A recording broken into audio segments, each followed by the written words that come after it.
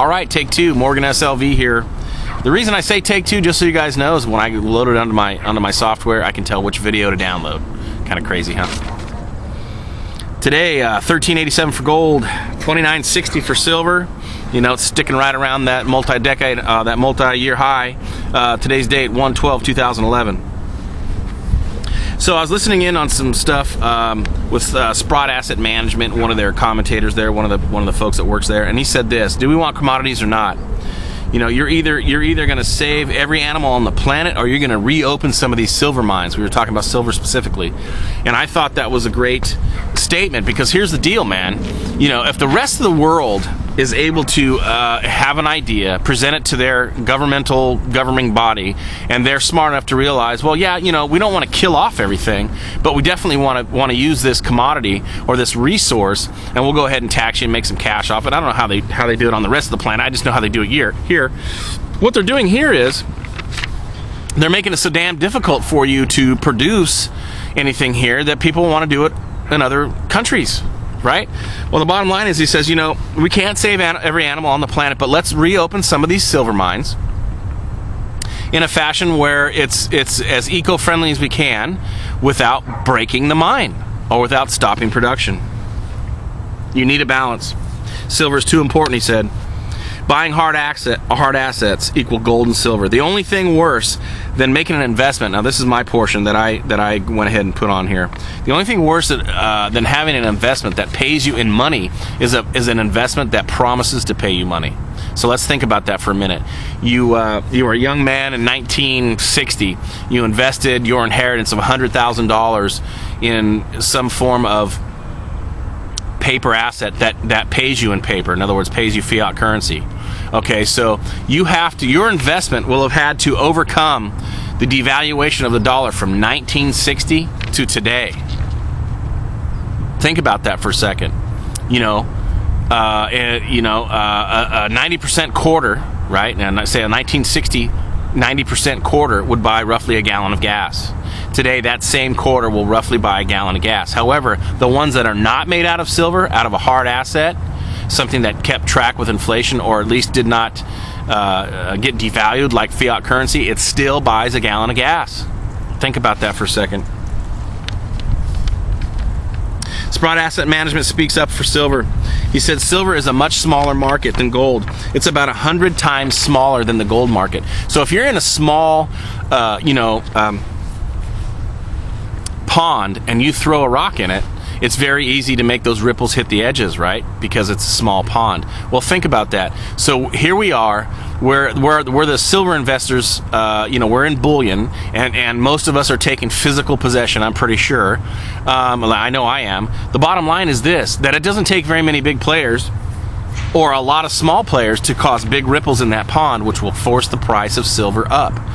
That is why it's so important for you guys. I don't care if it's at a multi-year high. Buy it now. Just close your eyes, write the check, and get your frickin' silver right now, man. Do it now. I wouldn't wait. Silver is about 50% of all the silver that is mined is used and then non-recovered.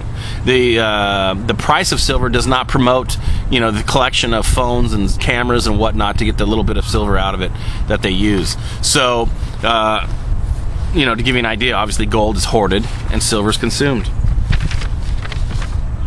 China's worried about inflation. Now they say there are droves of people standing in line to buy gold and silver. So what is that? So what did I just say? You can have a few big players, or you can have a lot of small ones. And I think 1 billion plus people is a lot of small investors, don't you? Gold versus silver. He was asked, if you were to put $100K in each of those investments this year, which one would beat which one? And he said silver, hands down. He predicts $50 silver by in 2011 sometime. That is rocking, dude. I mean, I gotta be honest with you right now. Based on what I've done, I could dump my silver and go into business right now. The reason I don't is because, like I say, I want to use the KISS method. All you guys know that when the ratio of gold to homes gets to where, when the ratio of silver to homes gets to where I want, I'm bailing out of silver. I'm going to buy some properties outright or nearly outright and rent them out and roll the dice, take my chances. So that is my that is my, let's see how much time I have, 4:50. Okay, so 5 minutes. So that is that's my plan, and then another thing is, I've had some kids talking to me, one of the side effects of what's going on here, and I've been telling a lot of the folks, that I work with, is that you're going to have side effects like this. I've already heard of some key players at my place of business that if the gas prices go much over $4, close to $5 or whatever, they're going to quit. And so I'm thinking management is going to be really surprised when they start seeing some people that would normally stay there, but it's becoming so expensive for them to get to work that they're going to look for work closer to home. And I think that's a shame. But I also think that's the boat that we're in. So that is why I pressure people to try to always do business for yourself as well. And I got to be honest with you, I'm not doing all I want to do. I don't want to put out the persona that I know everything that I'm doing, because I don't. I just know that the harder I work, the luckier I get. All right, joke of the day. Sherlock Holmes was going camping with Dr. Watson. They pitched a tent underneath the stars and went to sleep. Sometime in the middle of the night, Sherlock woke Watson up and said, "Look at the stars and tell me what you see." Watson replied, "I see millions and millions of stars." Holmes said, "And what do you deduce from that?" Watson replied, "Well, if there are millions and millions of stars, and if only a few have planets, it is quite likely that there are some like planet Earth. And if there are some like planet Earth, then it is quite likely that there also might be life." And Holmes said to Watson, "You idiot. It means that somebody stole our tent." Morgan SLV out.